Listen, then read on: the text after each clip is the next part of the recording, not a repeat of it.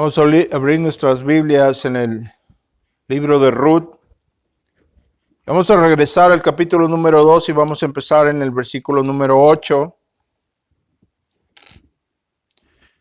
Libro de Ruth, capítulo 2, versículo 8. Entonces Booz dijo a Ruth: Oye, hija mía, no vayas a espigar a otro campo, tampoco pases de aquí, sino que quédate con mis criadas. Permanece en este campo, donde ellas ciegan, y síguelas, pues he ordenado a los siervos que no te molesten. Cuando tengas sed, ve a las vasijas y bebe del agua que sacan los siervos. Y ella bajó su rostro y se postró en tierra y le dijo: ¿Por qué he hallado gracia ante tus ojos para que te fijes en mí, siendo yo extranjera? Y Booz le respondió y dijo: Todo lo que has hecho por tu suegra después de la muerte de tu esposo me ha sido informado en detalle. Y cómo dejaste a tu padre y a tu madre y a tu tierra natal y viniste a un pueblo que antes no conocías. Que el Señor recompense tu obra y que tu remuneración sea completa de parte del Señor Dios de Israel, bajo cuyas alas has venido a refugiarte. Entonces ella dijo: Señor mío, he hallado gracia ante tus ojos, porque me has consolado y en verdad has hablado con bondad a tu sierva, aunque yo no soy como una de tus siervas.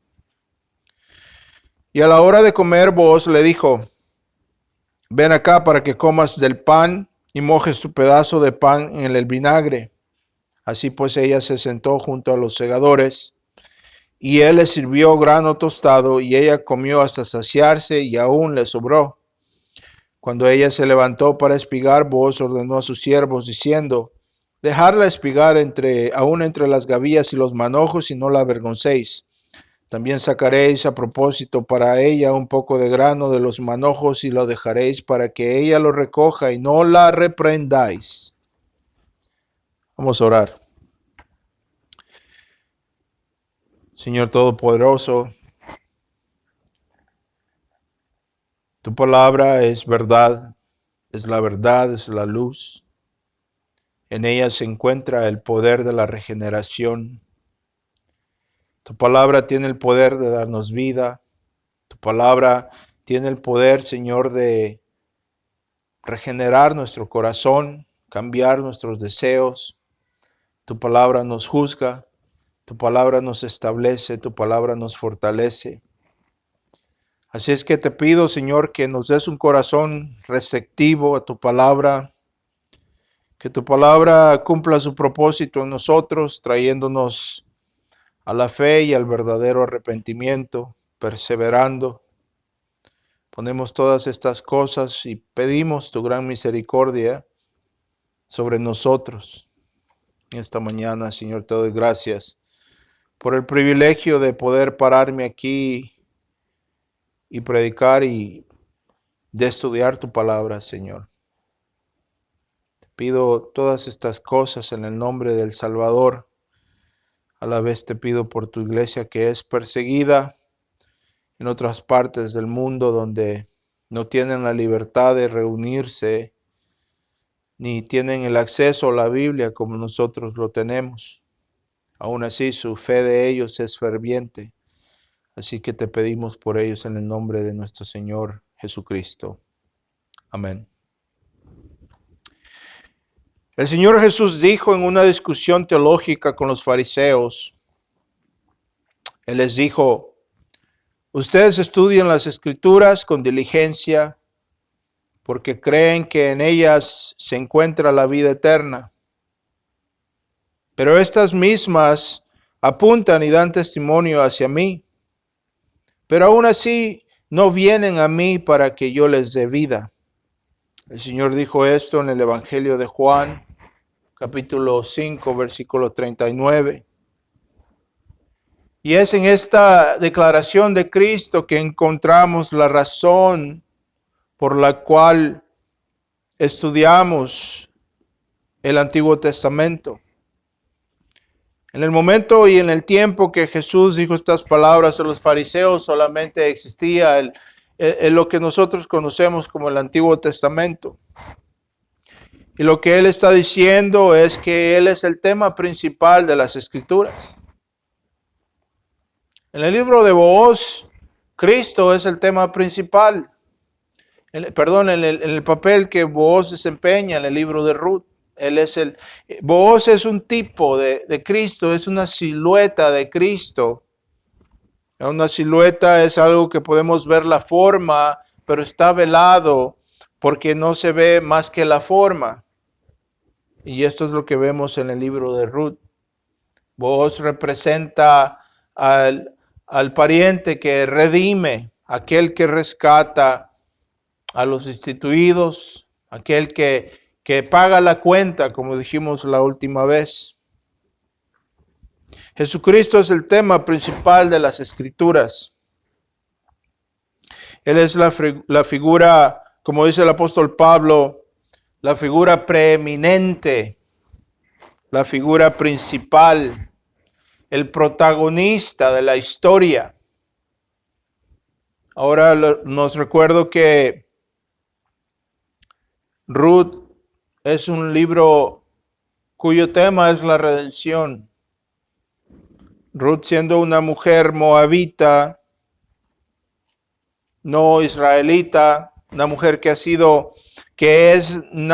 no está incluida en los hijos del pacto, no es de la simiente de Abraham, pero es una mujer que por fe ha venido a Israel siguiendo a una mujer que perdió todo, perdió a sus hijos, a su suegra Noemí. Pero Ruth por fe ha seguido a su suegra y ha adoptado al Dios de Israel como su Dios. Y la fe de Ruth se ha manifestado en el hecho que abandonó todo lo que ella conocía, todo lo que ella tenía en Moab. Ella abandonó su tierra natal, a sus padres y a su madre, abandonó esa vida de pecado, abandonó esa vida de idolatría y siguió los pasos del Dios de Israel. Y ha venido ha regresado con su suegra a Belén, sabiendo que no les espera un futuro muy brillante, un futuro muy próspero, mas sin embargo ella se ha arrojado a la misericordia de Dios, ha puesto su confianza en el Dios de Israel y ahora esa fe ha encontrado respuesta. Entonces vemos que Booz nos ilustra la preeminencia de Cristo y su papel como nuestro Redentor. Al igual que Booz, Jesús nos recibe en su mesa, aun cuando no somos merecedores, ni tenemos el derecho a tomar parte en el banquete de los escogidos. El mensaje principal es la centralidad, la necesidad de Cristo. Y este es el tema principal en las Escrituras. El apóstol Pablo les escribe acerca de esto a los colosenses.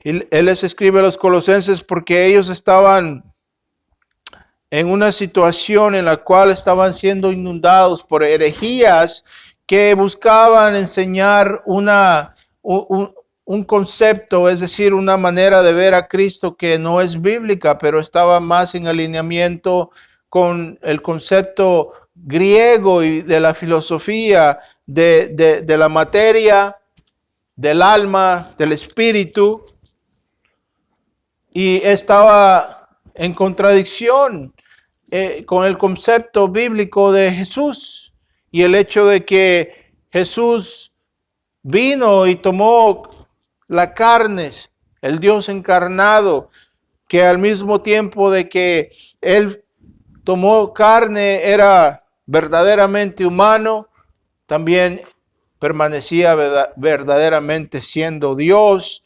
Esto era algo que para los griegos era algo que era considerado locura, era algo que iba contrario a lo que los griegos filósofos enseñaban. Ellos enseñaban que el cuerpo, que lo material era malo, que desacraba al espíritu, y por eso una de las maneras que ellos veían para ser librados de lo malo era cuando el espíritu se libraba de la carne, de lo físico. Pero lo que la cristiandad nos enseña es que en lugar de destruir la carne, en lugar de destruir lo material, Dios redime lo que está perdido, redime lo material, redime la carne, la creación. Y en Cristo entonces nos es presentado a un Dios que toma la carne, como nos dice Juan. Es un Dios que ha venido en forma corporal, en la plenitud de ser humano, más sin pecado y en la plenitud de la deidad. Entonces Pablo les dice a los colosenses en su capítulo 2, les advierte a no darse a esas herejías que fallan a entender la plenitud y la centralidad de Cristo y la preeminencia de Cristo en todas las cosas. Como dijimos, este es el tema de Ruth, y esto es lo que tiene en comunalidad, esto es lo que tiene en común con lo que Pablo dice a los colosenses, la centralidad de Cristo, su preeminencia en todas las cosas. Pablo usa una palabra en el griego, la palabra prototokos, y significa ser el heredero, el principal, el protagonista, el primero de todas las cosas, sobre todas las cosas. Esta no es una declaración cronológica, esta es una declaración posicional, es decir, se refiere a la posición de Cristo. No quiere decir que Cristo es parte de la creación, quiere decir que Cristo está sobre la creación. Así es que Pablo dice en el capítulo 2, en el versículo 1, les dice a los colosenses: porque quiero que sepan que gran lucha y estrago tengo por ustedes, y por los que están en Laodicea, y por todos los que no me han visto en persona. Espero con esto sean alentados sus corazones y unidos en amor, que alcancen todas las riquezas que proceden de una plena seguridad y de comprensión, así resultando en un verdadero conocimiento del misterio de Dios, es decir, de Cristo, dice Pablo, el Mesías, en quien están escondidos y se encuentran todos los tesoros de la sabiduría y del conocimiento, dice Pablo. Así es que al igual que en Ruth, hemos sido hechos nosotros, al igual que Ruth fue hecha participante de los beneficios del pueblo de Israel, así como vemos que Booz la invita a quedarse, la invita a su mesa y le sirve de aquello que solamente pertenece a aquellos que le pertenecen a él. Ruth es adoptada dentro de la familia de Dios. Así de la misma manera nosotros como cristianos, como creyentes, hemos sido hechos partícipes en las riquezas y en la bondad que se encuentran en Cristo. Ahora, si eso no es suficiente para nosotros, tenemos que reconocer entonces que hay algo que está mal con nosotros.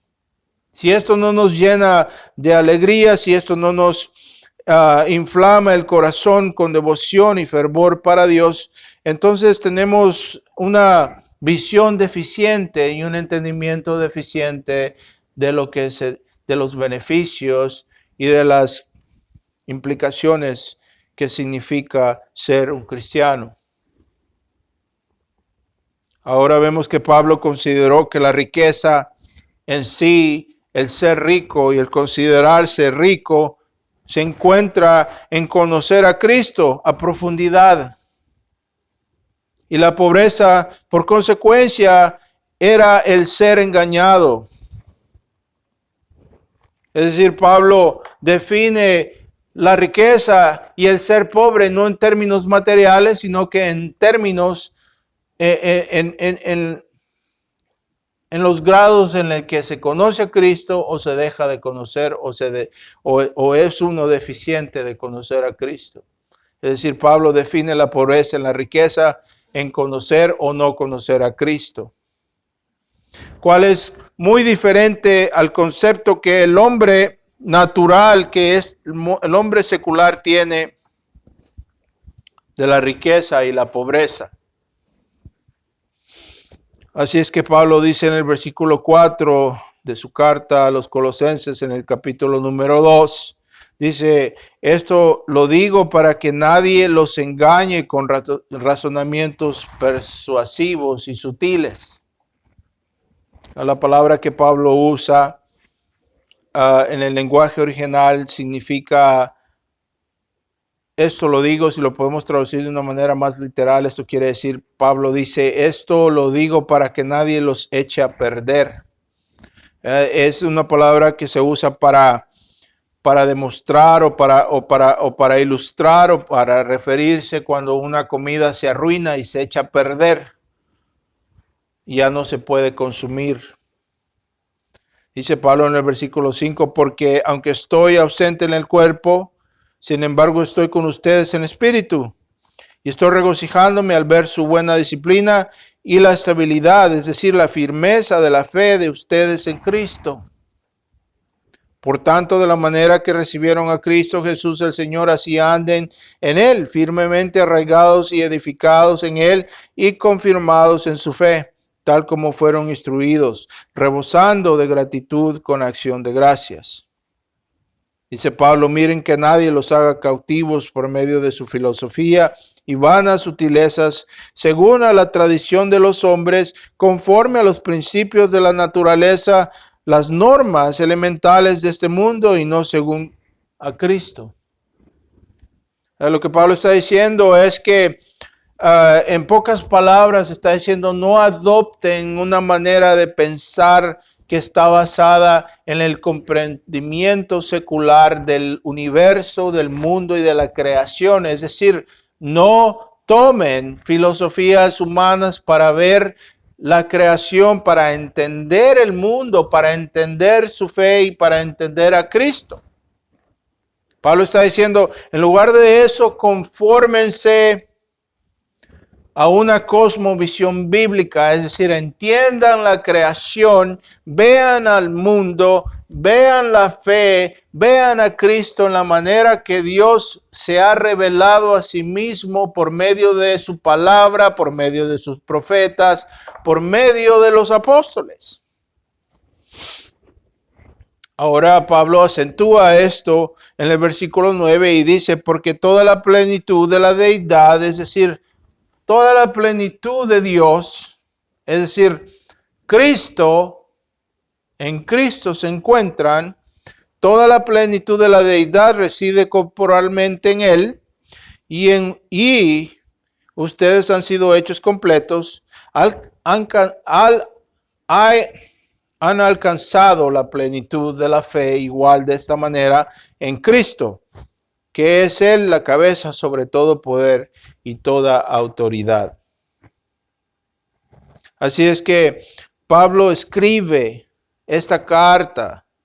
Pablo escribe de esta manera para contrarrestar las enseñanzas erróneas de un grupo que tenía una cosmovisión errónea de la creación y consecuentemente de lo espiritual. Y ellos trataban de moldear a Cristo a su entendimiento erróneo de la creación. Es decir, ellos trataban de entender la fe, no de la manera que Dios había revelado, no de la manera que los apóstoles enseñaban de Cristo, sino que trataban de ver a Cristo y entenderle basados en los principios naturales de la creación. Eso es como tratar de medir la regla por la tela y no la tela por la regla. Entonces, esto es erróneo porque siempre nos va a llevar a un entendimiento erróneo de Cristo y obviamente esto nos pone en una situación peligrosa porque entonces caemos en idolatría cuando forjamos o forzamos o creamos en nuestra mente un concepto erróneo de la persona de Cristo Jesús, quien es Dios, el Dios encarnado. Toda enseñanza que falla a reconocer a Cristo como la figura principal en la Biblia y sobre la creación, esto es muy importante, toda enseñanza, escuchen bien, toda enseñanza, todo sistema de pensamiento, todo sistema de filosofía, todo sistema incluso de educación que sea deficiente y que falle a reconocer a Cristo como la figura principal sobre toda la creación, sobre el universo entero, especialmente, escuchen, sobre la manera en que la ciencia se ve y se interpreta y se practica. Toda manera de pensar que falla a reconocer a Cristo de esta manera es por naturaleza deficiente y adversaria a Cristo. Así es que aquí la clave de todo es la centralidad de Cristo en toda dimensión de la creación y entendimiento humano. Eso es lo que estamos tratando de hacer. Estamos tratando de conectar los puntos y de que entendamos la relevancia de tener una cosmovisión bíblica de la creación, del universo, porque esto afecta en la manera que pensamos y en la manera que razonamos y afecta nuestra conducta, nuestra ética moral. Y esta es una conexión que muchas veces nosotros como padres cristianos fallamos a reconocer y a implementar en la vida y en el pensamiento y en el corazón de nuestros hijos. Por ejemplo, en Ruth se nos presenta una ilustración en la figura de Booz, quien representa en su posición y en su función y en la compasión que Booz demuestra para con Ruth y Noemí, representa a Cristo, aquel que se hizo hombre para ser nuestro pariente redentor, aquel que tomó la carne mas sin pecado para ser nuestro representante, para convertirse en nuestro redentor, aquel que nos rescata de la bancarrota espiritual en la cual Adán, nuestro primer padre, nos puso. Aquel que recupera y rescata lo que se había perdido por causa del primer hombre. Es por eso que a Cristo se le conoce como el segundo Adán. Ahora Pablo nos explica su importancia y relevancia del gran misterio que nos es revelado, y este es nuestro privilegio como creadores, que en él, habiendo tomado forma humana, en él habitan toda la plenitud de la deidad y en forma corporal. Pensando en estas cosas, es bueno contemplar el hecho de que el cielo y la tierra no pueden contener a Dios, y es abrumante el pensar que aún así, de manera paradójica, Dios habita en toda plenitud corporal en el Dios hombre, en el Dios encarnado, el Señor Jesús. Así es que Pablo les dice en el versículo 15, Él es la imagen del Dios invisible. La palabra que usa Pablo es la palabra icone, quiere decir la representación exacta del Dios invisible, el primogénito. Como dijimos, esta es una declaración posicional y no crónica. Es decir, Pablo no está diciendo que él tuvo principio en algún momento o que es parte de la creación, pero que él es el que está preeminentemente sobre toda la creación, y esto también quiere decir que todo es de él y para él y por él. Así es que dice, él es el primogénito sobre toda la creación. Porque en él fueron, dice, creadas todas las cosas, tanto en los cielos como en la tierra, visibles e invisibles, ya sean tronos y dominios o poderes o autoridades, todo ha sido creado por medio de él y para él. Algo que debemos entender y que es relevante para este tiempo en el cual vivimos, ese tiempo de tanta secularidad, este tiempo en el que la sociedad se ha ido lejos de Dios y sigue avanzando en esa dirección a una velocidad de años luz. Es triste ver la falta de discernimiento que el pueblo cristiano tiene en referencia al hecho que se nos dice en el Nuevo Testamento en términos claros que Cristo es el creador de todas las cosas y fallamos a entender las implicaciones de negar o descuidar a enseñar a nuestros hijos que Él es el creador, el Señor de la creación y las implicaciones de esta verdad. La primogenitura, es decir, la centralidad y la preeminencia de Cristo, lamentablemente es una de las áreas en las cuales la iglesia es más vulnerable y deficiente, porque la iglesia ha entregado la mente de sus hijos, es decir, ha delegado la educación de sus hijos a un sistema secular de educación que fundamentalmente de manera categórica rechaza y niega lo que aquí Pablo está diciendo. Es decir, Cristo, la fuente de toda la creación, Señor sobre toda la creación. El sistema secular niega esto de manera contundente, definitiva y categórica. Toda la educación secular de las escuelas públicas en Latinoamérica y también en Norteamérica tienen como fundamento base la preposición y la posición que no hay un Dios y que el hombre proviene, el origen del hombre proviene de los changos, de los simios, y que la vida proviene de un accidente cósmico al cual ellos le llaman el Big Bang, la gran explosión. Es decir, proponen un sistema de entendimiento, una cosmovisión y un sistema de entender al mundo y el universo que está privado de Dios. Es un sistema que niega que existe un Dios. Y es en esto que está basado todo el sistema de educación secular. Y el cristiano ha renunciado a enseñar a sus hijos que hay un Dios que ha creado todas las cosas.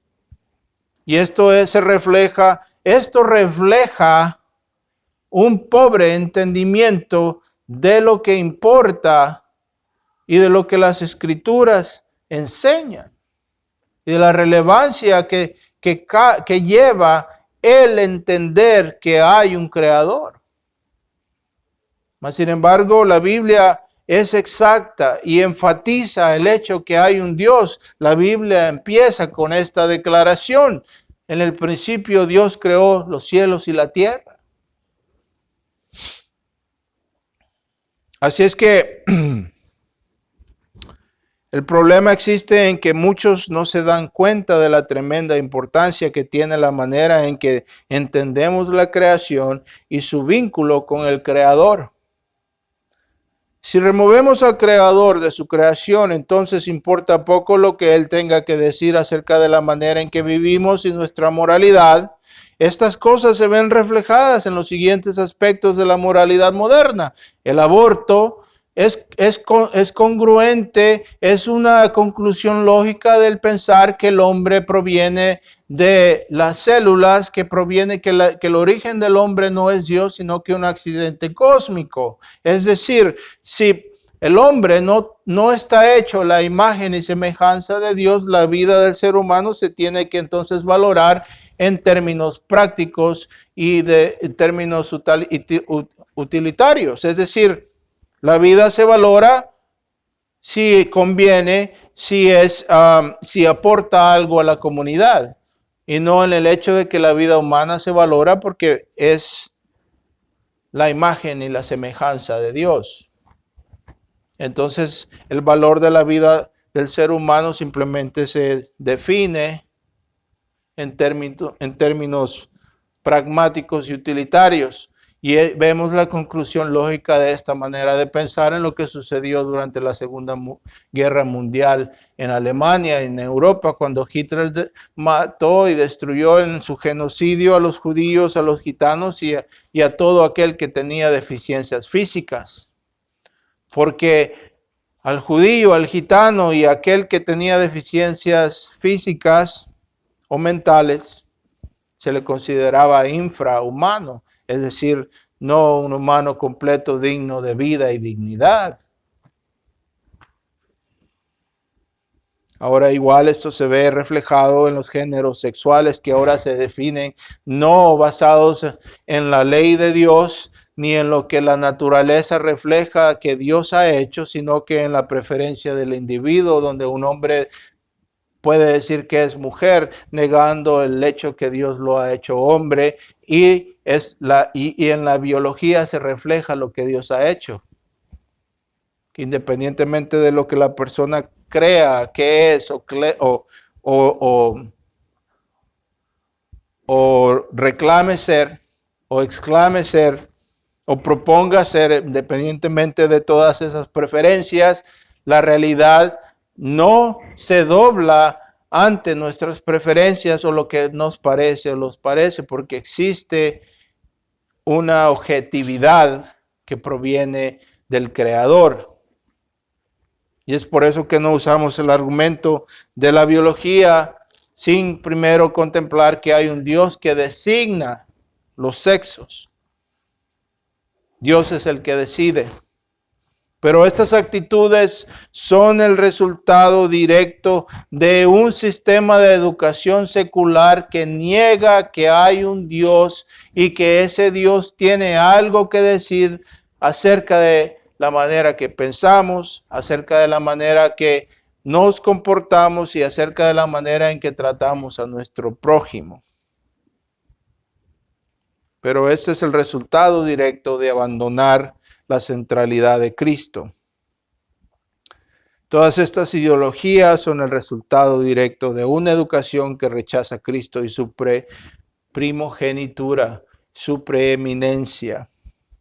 Así es que no podemos pasar por este libro de Ruth sin contemplar el hecho de que en verdad el tema principal del libro de Ruth es Cristo, representado en la figura, en la persona de Booz, quien redime, quien rescata, quien lleno de bondad recibe a esta mujer que está destituida del pueblo de Israel, como ella lo acepta y lo reconoce, que no es como